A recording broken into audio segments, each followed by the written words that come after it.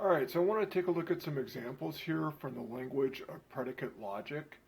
What we're going to do is look at some strings of symbols and see whether or not they're formulas or sentences or whether they're just not well formed by the syntax of predicate logic and what the main operators in those sentences are. And remember, an operator in predicate logic is a term that refers to either a connective or a quantifier. So this first example we have here, this is not a formula, it's not a well-formed formula by the syntax of predicate logic. Notice that we have two sentences that are just slammed together. There's no connective in between them.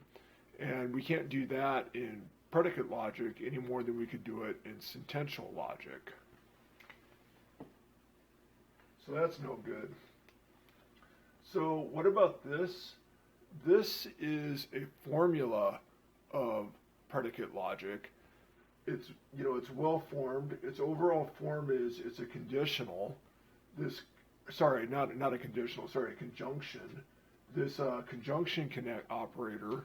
It scopes over this whole thing, and we have this existential quantifier here that scopes over this fx to its right. So this quantifier binds this variable. On the other hand, this y is free. It's not bound by any quantifiers. There's no quantifier that has a y in it that scopes over this. So we say that it is a free variable, and that makes this formula rather than a sentence. A sentence has no free variables in it.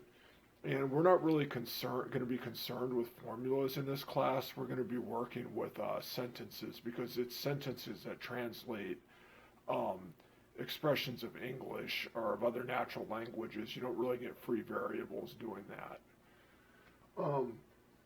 If we had this instead, this would still be a formula because notice the difference between this as a sentence where we have these parentheses indicating that the scope of the quantifier extends all the way to the end of the sentence, and it binds both the fx and both this x and this x.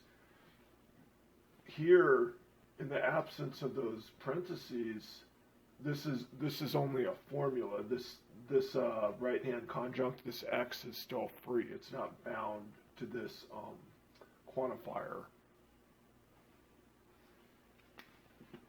So this is a conjunction with a free x, and this is a existentially quantified sentence. Its main operator is this existential quantifier, and it has no free variables. It's a sentence rather than a formula.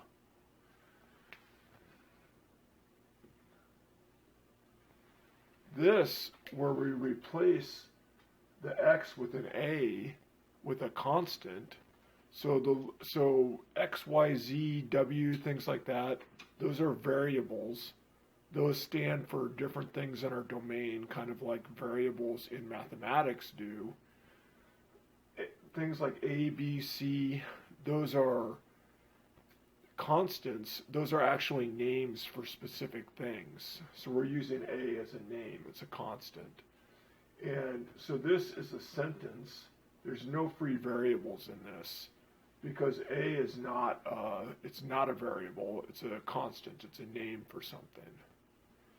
This is saying there is something that's f, and a is g.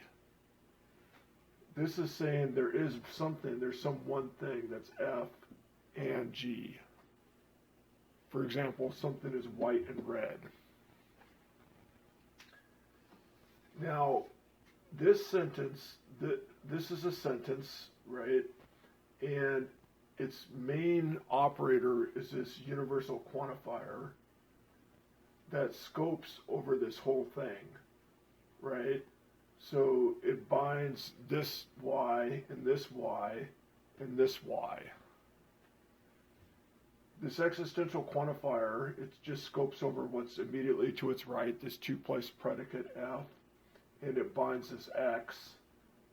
And this conjunction operator binds these conjuncts immediately to its left and right. Now, how about this? This is actually not, this is not okay. This is not a good sentence of our formula or anything of predicate logic. The reason for that is because we have this existential quantifier that scopes over this whole thing, and then we have this universal quantifier with the same variable that also scopes over this part of the same thing. So, like, what is this bound to? Is it bound to this? Is it bound to that? We don't really know.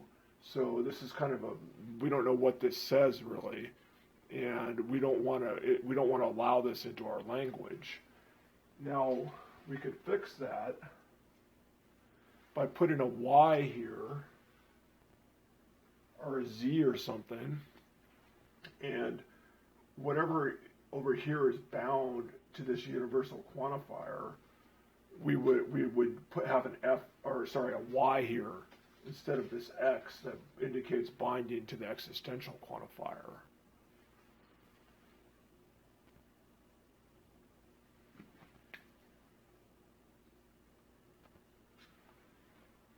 So this is better, and this says there is something that's F, and if something is F, then it's G. And this, again, this is universal, so this scopes over everything in the domain. Another way of saying this would be there is something that's F, and for anything, if it's F, then it's G. This last example here, this is a good sentence. Our main operator this time is this conditional, which scopes over this entire sentence. It connects the antecedent to the consequent. This says not everything is H, and this quantifier just binds this X here. Another way of saying this would be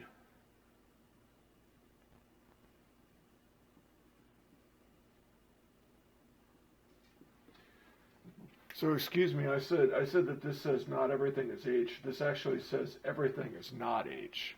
Sorry, it says everything is not H. And another way of saying that would be there is nothing that is H. So this and this are equivalent. And in the PD plus derivation system, you can go back and forth between these. And this says there's something that is G, so this X is bound to this existential quantifier. So another way of saying this would be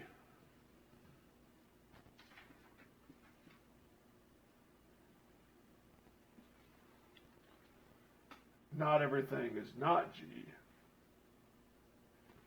And again, in the more advanced derivation rules, you can go back and forth between these. But anyway, this is a sentence.